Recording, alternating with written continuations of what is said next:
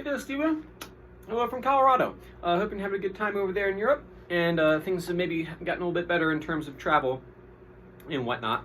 Grammy's recovered from COVID, and that's all good. We never got it from her, so that's even better. Yeah, things are starting to return back to normal for our household. It's cool, man. As you can see back here on my computer screen, I just got done watching your videos, and give me my 2 cents. So first off, great. It's looking a lot better. It looks like you're really focused on getting those rest stroke, really developing your rest stroke.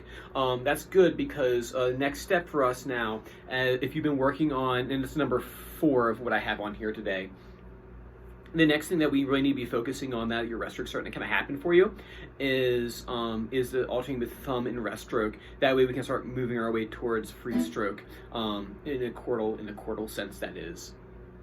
So anyway, so number 1, I want to talk about the Bach tons. Really good, really good. It flows a lot nicer. I still want it memorized from you though. And I want you to be able to sing it for me. I mean, I'm not gonna make you a video and sing it, but we can do that when you get back. But be able to hum that melody and get that sheet music out of the equation, because I think you're focusing the sheet music too much and not on like what's happening here.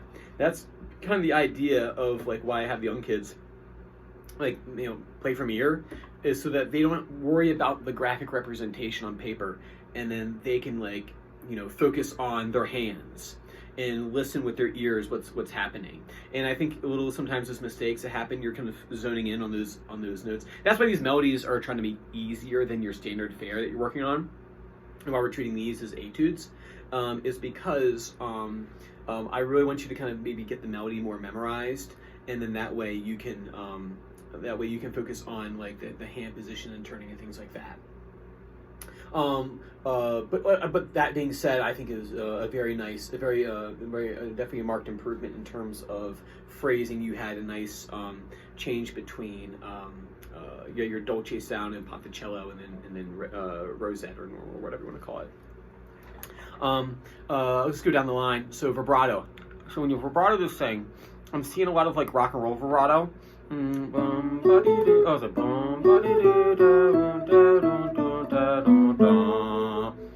I see a heavy vibrato there.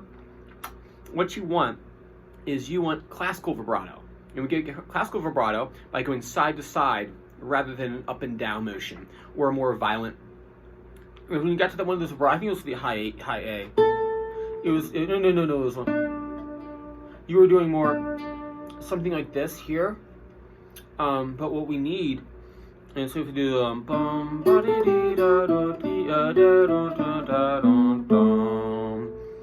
so my vibrato is very light. A little dab will do ya. And it's more side to side motion. So the way to practice that is by shifting your hand. Let's pick a finger. Let's pick ring finger. And we'll go here on the note D. And our practice is shifting up and down. It's kind of like a perpetual motion machine. All of a sudden, it kind of runs out of steam. And that side-to-side motion that you felt going this way is the same motion here on a smaller scale. So rather than having the motion like this way, it slowly comes to the end, or in this case, middle. If you did this note.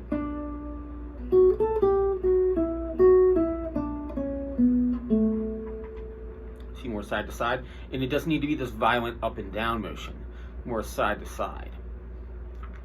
And that goes for any of your vibrato, really, not just the Bach tons.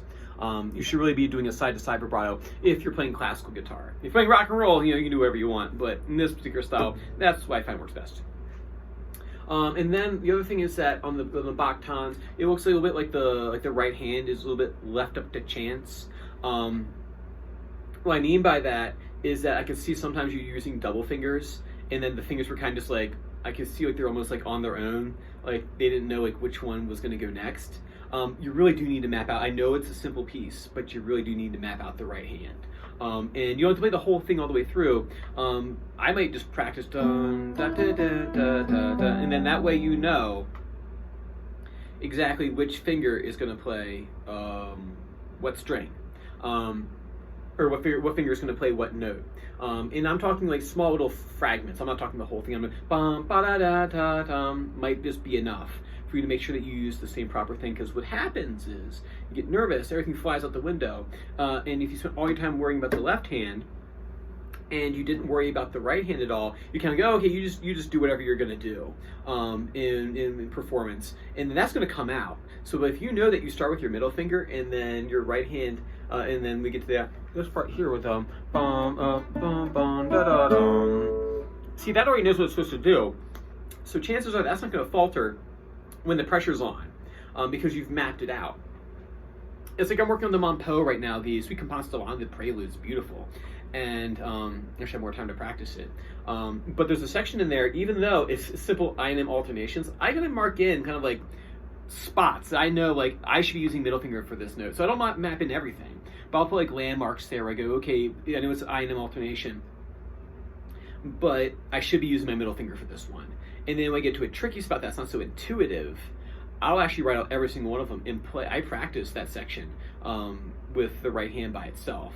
So it's a good way to kind of get used to doing that on your larger pieces. So good.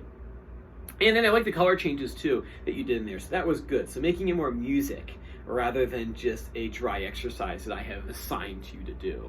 I think you should start work with steady hands. I'll remember to take a picture of it. I gotta get home and load this up on YouTube. I got a full day of teaching.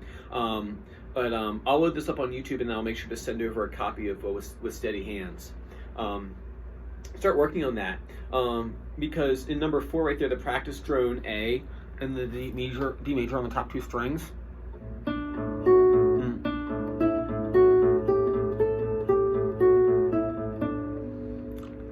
That was a preparation for the steady hands. Start that, and then that way I can start giving you the preps for Meadow Minuet, and then at that point we're done book 2. We're done book 1. And we tear ass into book 2, and get some really more classic guitar repertoire once we lay these solid foundations of thumb and fingers alternation, thumb and fingers together rest stroke, and then we get to free stroke I&M. So we got to get through all that, and then we can get to those, like, you know, there's like a Giuliani and Carcassi and things like that, or your standard fare. And that's, I really wanted to go through these early stages to make sure that we weren't missing anything. That way when we get to book 2, 3 or 4 pieces in where you should be in terms of study pieces, all the foundation was great, and we don't have to, you know, do triage work in the thing. All right, cool. Next thing is tonalization in A. Looks really good. Fingers 1, 2, 4 looking really solid. That pinky's looking solid, by the way. And I'm glad you went for it and did the arpeggio exercise from the scale into the chord, into the arpeggio. Using the scale into the arpeggio of the chord from the Bach tons. One thing I saw, however, was if you go back watch the tape, you'll catch it. It's not as prominent as it has been before, but still there. Just make sure you're landing on the tip of the finger, arched finger,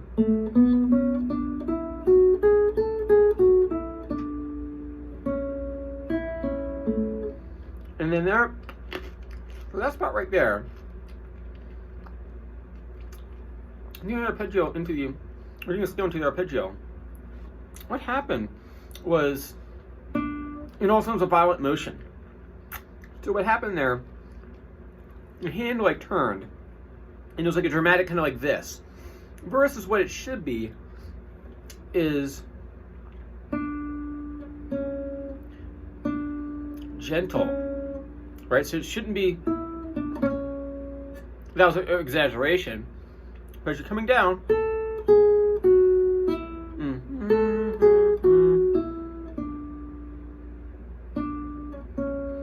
the turn happens from the D to the C sharp.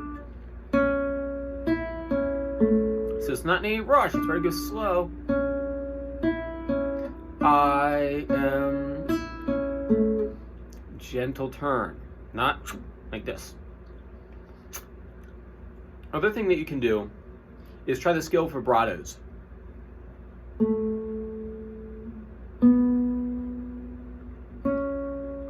Or side to side, right?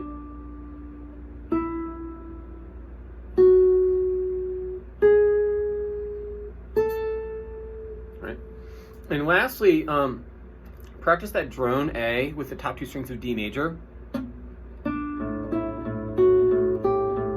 So that way I can see how this is coming along. Because if this is looking good, we can haul ass over to Meta Minuet. And then that way we can do that business and then into this business. Right? Cool, man. Hope that was helpful. And feel free to shoot me a message back. I'll be looking forward to your video response. And then we'll just keep on doing that. And then hopefully I'll see you in person at some point. All right, man. Take care now. Bye-bye.